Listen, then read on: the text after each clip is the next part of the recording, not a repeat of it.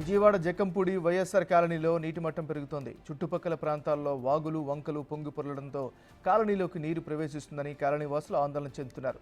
Current సౌకర్యం లేక అంధకారంలోనే colony వాసులున్నారు. Ground floor మునిగిపోతుంది అన్న భయంతో ప్రాణాలు అరచేతిలో పెట్టుకుని సురక్షిత ప్రాంతాలకు తరలి వెళ్తున్నారు.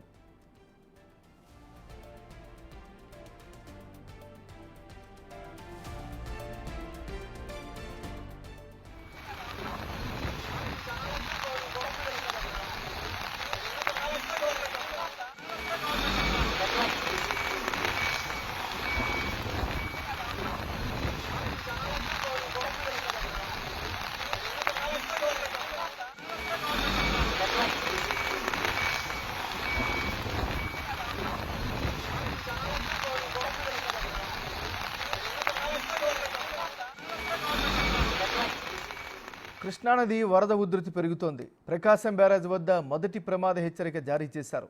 శ్రీశైలం డ్యాం వద్ద ఇన్ఫ్లో 3,56,024 ఉండగా 5 లక్షలకు పైగా అవుట్ఫ్లో కనిపిస్తోంది.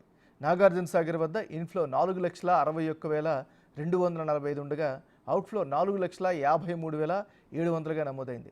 పులిచింతల వద్ద ఇన్ఫ్లో 3,39,434, అవుట్ఫ్లో 3,14,434 క్యూసెక్లుగా ఉంది. ప్రకాశం బ్యారేజ్ వద్ద ఇన్ఫ్లో అవుట్ఫ్లో 4,02,000 క్యూసెక్లుగా ఉంటే వాగులు వంకలు పొల్లుతున్నాయని అందరూ అప్రమత్తంగా ఉండాలని, లోతట్టు ప్రాంత ప్రజలు సురక్షిత ప్రాంతాలకు వెళ్లాలని అందరూ డిమాండ్ చేస్తున్నారు.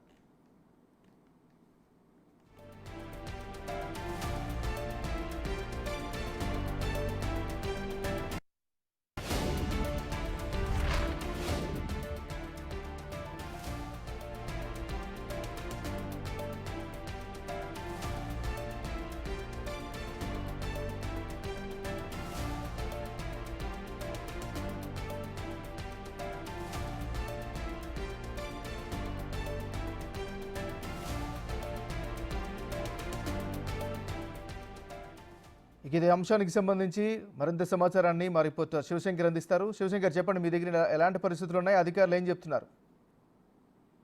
Thank you MNR. ఉమ్మడి తూర్పుగోదావరి జిల్లా వ్యాప్తంగా అయితే విస్తారంగా వర్షాలు కురుస్తున్నాయి. ఎడతెరిపి లేకుండా కూడా 2 రోజుల నుంచి వర్షాలు పడడంతో లోతట్టు ప్రాంతాలన్నీ కూడా జలమయమయ్యాయి. ఈ నేపథ్యంలోనే అధికార యంత్రాంగం మొత్తం పూర్తిగా ఎలక్ట్ అయింది. స్పెషల్ గా కంట్రోల్ రూమ్స్ ఏర్పాటు చేసి ఎక్కడైనా ఇబ్బంది జరిగినా కూడా, చెట్లు పడినా లేదా కరెంట్ సప్లై ఆగినా లేదంటే ఎక్కడైనా స్తంభాలు పడినా కూడా ఎలక్ట్ చేయాలంటూ కూడా జిల్లాధికారులు ఇప్పటికే యంత్రాంగం మొత్తాన్ని కూడా ఎలక్ట్ చేశారు. ఎవరైతే ఇప్పుడు సముద్రంలో అలలు కూడా తీవ్రంగా ఎగసిపడుతున్న నేపథ్యంలో మత్స్యకారులందరూ కూడా వేటకెళ్లొద్దంటూ కూడా ఇప్పటికే ప్రకటించారు. వేట నిషేధాన్ని ప్రకటించిన పరిస్థితి జిల్లాలో కనిపిస్తున్నాయి. ఈ భారీ వర్షాల నేపథ్యంలో అయితే ఏజెన్సీ ప్రాంతాలు కూడా తడిసిముద్దవుతున్నాయి. ఆ ఏజెన్సీ ప్రాంతాలైన చింతూరు నుంచి వెళ్లే ఘాట్ రోడ్డు కూడా పూర్తిగా నిలిపేశారు. రాత్రి అంతా కూడా నిలిపేసిన పరిస్థితి కనిపిస్తున్నాయి. అయితే కొండ చర్యలు విరిగిపడే అవకాశం ఉన్నందున రాత్రి మాత్రం పూర్తిగా ఆపివేశారు. ఉదయం 6 గంటల నుంచి యథావిధిగా అయితే రాకపోకలు నడుస్తున్నాయి. చింతూరు ఘాట్ రోడ్ వద్ద అయితే పూర్తిగా చూసుకున్నట్లయితే జిల్లాలో వర్షాలు అయితే విస్తారంగా కురుస్తున్న నేపథ్యంలో పూర్తిగా ఏదైతే జిల్లా యంత్రాంగం మాత్రం అప్రమత్తంగానే ఉన్నాయి. 3 జిల్లాల కలెక్టర్లు కూడా పూర్తిగా అప్రమత్తం అయ్యారు. కంట్రోల్ రూమ్ ఏర్పాటు చేసి స్పెషల్ గా పర్యవేక్షిస్తున్న పరిస్థితి కనిపిస్తుంది. నిన్న అయితే పాఠశాలకి సెలవు ప్రకటించారు. ఈ రోజు ఆదివారం కావడంతో కొంతమేర బయటికి ప్రజలు ఎవరో కూడా రావద్దు, ఏదైనా డ్రైనేజ్ కానీ ఎక్కడైనా ఉప్పొంగినా కూడా వెంటనే కంట్రోల్ రూమ్ కి ఎలక్ట్ చేయాలంటూ కూడా అధికారులు చెప్తున్న పరిస్థితి అయితే జిల్లాలో కనిపిస్తుంది. Thank you Shivshankar.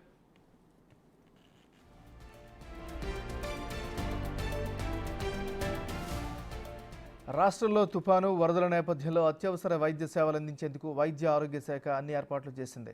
రాష్ట్ర స్థాయిలో కంట్రోల్ రూమ్లను ఏర్పాటు చేశారు. రాష్ట్ర విపత్తుల నిర్వహణ సంస్థతో సమన్వయం చేసుకునేలా ఈ కంట్రోల్ రూమ్ పనిచేస్తోంది.